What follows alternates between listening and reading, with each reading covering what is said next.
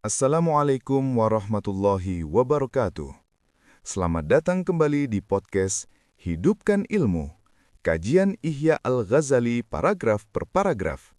Ruang kita menyelami samudra kebijaksanaan. Hari ini, kita kembali membuka lembaran agung karya Hujatul Islam, Imam Al-Ghazali, dalam kitab Ihya Ulumiddin. Bersama, kita akan mengulas pendalaman paragraf 24 Al-Fatihah sebagai dialog dan pendalaman paragraf 25 Rahasia Ruku dan Sujud. Al-Ghazali mengangkat bacaan Al-Fatihah dari sekedar rukun wajib menjadi puncak komunikasi munajat antara hamba dan Tuhan. Inti dari pendalaman ini adalah perlunya hati merasakan jawaban Allah pada setiap ayat. 1. Inti ajaran, dialog yang aktif. Al-Ghazali mendasarkan pandangannya pada hadis qudsi yang masyhur, yang menjelaskan bahwa Allah menjawab hambanya pada setiap segmen Al-Fatihah. Salat yang sejati bukanlah monolog, hamba bicara sendiri, melainkan dialog yang hidup, hamba berbicara, dan hati mendengarkan jawaban Tuhan. A. Bagian pujian, ayat 1-3. Ketika hamba membaca, Alhamdulillahirabbil alamin, segala puji bagi Allah, Tuhan semesta alam. Ar-Rahmanir Rahim, Maha Pengasih, Maha Penyayang. Maliki Yaumiddin, pemilik hari pembalasan.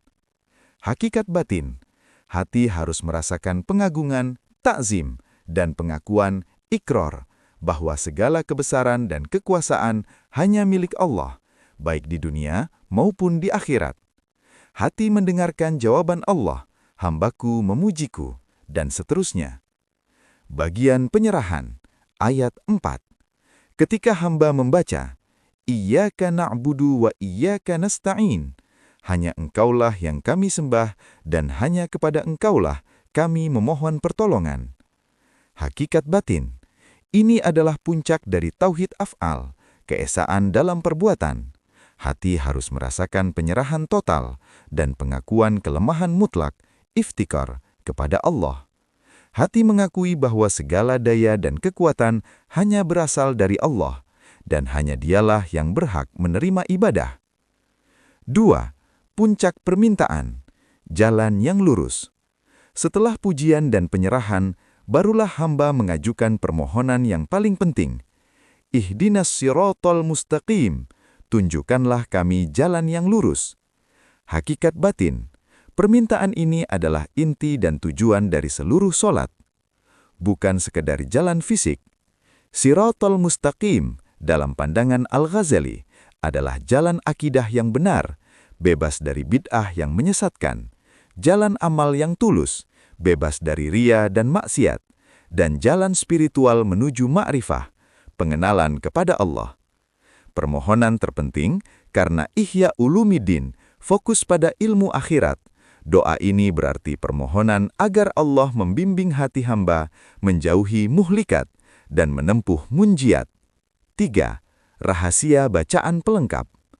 Al-Ghazali juga menyinggung bacaan lain dalam solat. A. Doa iftitah. Membaca doa iftitah, doa pembuka solat, harusnya dilakukan dengan niat membersihkan hati dari kotoran dan mempersiapkan diri untuk dialog agung. B. Bacaan surah pendek. Ayat-ayat Al-Quran setelah Al-Fatihah harus dibaca dengan perenungan, tadabbur. Jika ayat itu tentang surga, hati harus merasakan harapan, roja. Jika ayat itu tentang neraka, hati harus merasakan takut, khauf. Kesimpulan, bacaan Al-Fatihah dalam solat adalah laboratorium spiritual bagi seorang mukalaf. Solat yang sukses adalah solat di mana hamba tidak hanya menggerakkan lisan, tetapi juga mampu mengaktifkan hati untuk menghadirkan Allah dan mendengarkan jawabannya melalui penghayatan makna setiap ayat, sehingga ibadah menjadi hidup dan transformatif. Pendalaman paragraf 25, Rahasia Ruku dan Sujud. Paragraf ini menjelaskan bagaimana gerakan fisik ruku dan sujud bukan sekadar gimnastik ritual, melainkan manifestasi fisik dari kondisi spiritual batin, yaitu ketundukan mutlak dan penolakan total terhadap kesombongan. 1. Rahasia gerakan ruku, membungkuk. Ruku adalah simbol pertama dari kerendahan hati seorang hamba di hadapan keagungan Allah. Inti ajaran merupakan pengakuan lahiriah atas kebesaran, takzim, Allah, dan kehinaan diri sendiri, istiqanah. Manifestasi batin. Saat ruku, punggung diluruskan sejajar dengan leher dan pandangan fokus ke tempat sujud. Secara batin, ini berarti hamba meletakkan ego dan kesombongan di bawah kakinya. Hamba mengakui bahwa ia tidak memiliki kekuatan, kekuasaan, atau keagungan sedikit pun. Bacaan. Mengucapkan Subhana Rabbiyal Azim, Maha Suci Tuhanku yang Maha Agung, harus disertai penghayatan bahwa keagungan Allah adalah mutlak dan tak tertandingi, sehingga hamba rela membungkuk sebagai bentuk penghormatan tertinggi. Analogi, ruku adalah tindakan hamba yang secara simbolis menyiapkan diri untuk mengorbankan dirinya, menjatuhkan harga dirinya dengan membungkuk di hadapan keagungan Raja di Raja. 2. Rahasia gerakan sujud, tersungkur. Sujud adalah puncak dari ibadah dan merupakan posisi spiritual tertinggi dalam sholat. Inti ajaran melambangkan ketundukan, khudu, dan penyerahan diri, istislam, yang paling total. Sujud adalah manifestasi fisik dari keyakinan tauhid, keesaan Allah yang paling murni. Manifestasi batin. Saat sujud, 7 anggota badan menyentuh lantai. Yang paling penting adalah kening. Kening adalah bagian tubuh yang secara umum dianggap paling mulia, tempat akal dan kehormatan. Dengan menempatkan kening di tempat yang paling rendah, lantai, seorang hamba secara efektif menolak sifat sombong, kibir, dan mengakui dirinya adalah makhluk yang hina dan lemah di hadapan Allah SWT. Hadis sebagai motivator. Al-Ghazali merujuk pada hadis yang menyatakan bahwa posisi terdekat seorang hamba dengan Tuhannya adalah ketika ia sedang sujud. Bacaan. Mengucapkan Subhana Rabbiyal A'la, Maha Suci Tuhanku yang Maha Tinggi, menunjukkan kontras spiritual yang mendalam. Hamba berada di posisi paling rendah, tetapi memuji Allah sebagai zat yang Maha Tinggi. Menyiratkan bahwa semakin hamba merendahkan diri, semakin ia mendekat kepada keagungannya. 3. Kontras dan kesatuan.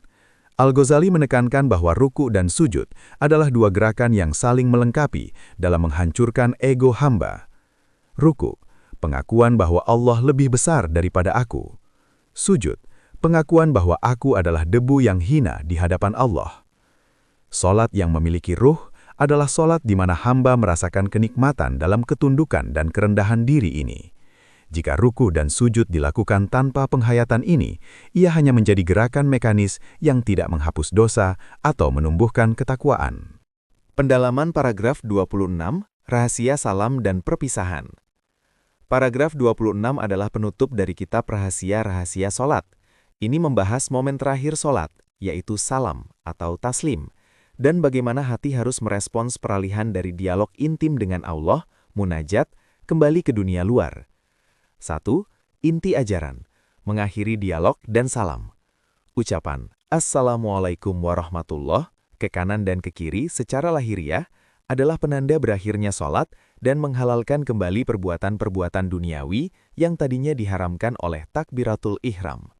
Penerima salam, salam ditujukan kepada malaikat pencatat amal, rakib dan atid, malaikat lain yang menyaksikan sholat, semua mukmin dari kalangan manusia dan jin yang hadir di tempat sholat. 2. Rahasia batin, rasa berat dan penyesalan. Rahasia utama salam yang ditekankan Al-Ghazali berada pada kontras antara keadaan sebelum salam dan sesudah salam. Sebelum salam, hamba berada dalam keadaan kedekatan atau qurb dan dialog spiritual tertinggi dengan Allah, terutama saat sujud. Sesudah salam, hamba meninggalkan keadaan tersebut untuk kembali menghadapi urusan dan godaan dunia.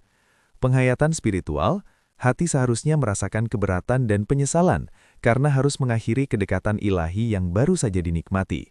Salam menjadi momen di mana hati harus berkata, "Ya Allah, aku harus kembali ke dunia, tetapi aku berharap agar rahmat dan keselamatanmu senantiasa menyertai aku dan hamba-hambamu yang soleh." Al-Ghazali mencatat bahwa sebagian ulama soleh dahulu, salaf, merasa sangat berat dan bahkan berlinang air mata ketika mengucapkan salam, karena itu adalah isyarat perpisahan dari hadirat ilahi. Kemudian kontemplasi kualitas amal. Momen salam juga harus digunakan oleh hamba untuk melakukan kontemplasi atau muhasabah singkat mengenai kualitas sholatnya. Penerimaan atau penolakan, hamba harus berpikir, apakah sholatku ini diterima? Apakah aku telah memenuhi hak-hak Allah dalam sholat ini? Perbandingan diri, salam adalah waktu untuk merenung bahwa saat mengucapkan salam kepada malaikat, malaikat telah selesai mencatat, sejak takbiratul ihram, setiap kekurangan, kelalaian, atau ingatan duniawi yang menyertai sholat.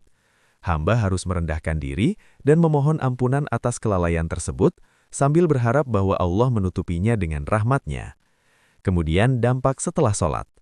Jika sholat dilakukan dengan rahasia-rahasia batin dari takbir hingga salam, maka dampak spiritualnya akan berlanjut. Penguatan karakter, hamba akan membawa ketenangan, kejujuran, dan rasa muraqabah atau merasa diawasi dari sholat ke dalam kehidupan sehari-hari, sehingga ia terlindungi dari fahsya wal munkar. Zikir, meskipun sholat selesai, zikir yang dilakukan setelah salam seperti tasbih, tahmid, takbir, harusnya menjadi perpanjangan dari munajat yang baru saja berakhir, menjaga hati tetap terhubung. Kesimpulannya, paragraf 26 mengajarkan bahwa salam bukan sekedar formalitas akhir, tetapi sebuah pengingat akan peralihan dari dimensi spiritual ke dimensi duniawi. Hamba yang sempurna sholatnya akan kembali ke dunia dengan hati yang berat karena harus berpisah, namun juga dengan bekal ketenangan, harapan, dan tekad baru untuk menjalani hidup sesuai dengan tuntutan Allah. Demikianlah kajian kita hari ini dari kitab Ihya Ulumiddin. Mari kita renungkan dan upayakan untuk mengamalkan dalam kehidupan sehari-hari. Jangan biarkan ilmu ini berhenti di telinga, tapi biarkan ia menghidupkan hati kita. Jika Anda merasa kajian ini bermanfaat, jangan lupa bagikan dan tinggalkan komentar Anda. Sampai jumpa di episode berikutnya, di mana kita akan melanjutkan pembahasan kitab agung ini di paragraf selanjutnya. Wassalamualaikum warahmatullahi wabarakatuh.